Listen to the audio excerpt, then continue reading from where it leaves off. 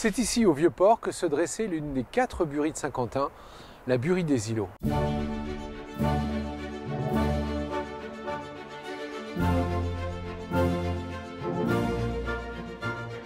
Du XVIe au XVIIIe siècle, la production de toile de lin faisait la richesse de la ville de Saint-Quentin. Cette production était artisanale, surtout faite dans les campagnes. Toutefois, il y avait une activité qui se déroulait en ville, celle du blanchiment des toiles de lin.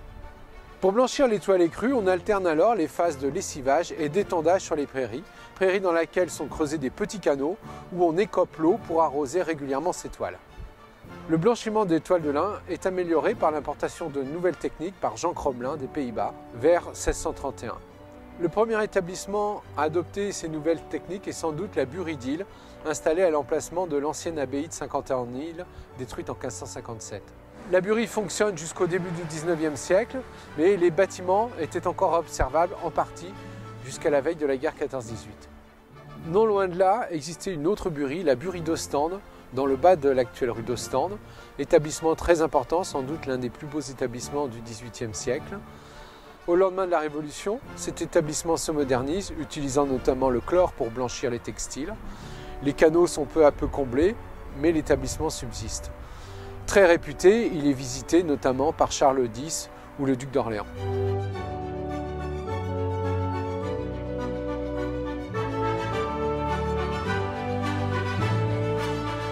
La buerie des Îlots, installée donc au pied du Vieux-Port, attestée vers la fin du XVIIe siècle, connaît la même évolution, c'est-à-dire qu'elle adopte elle aussi le chlore au début du XIXe siècle.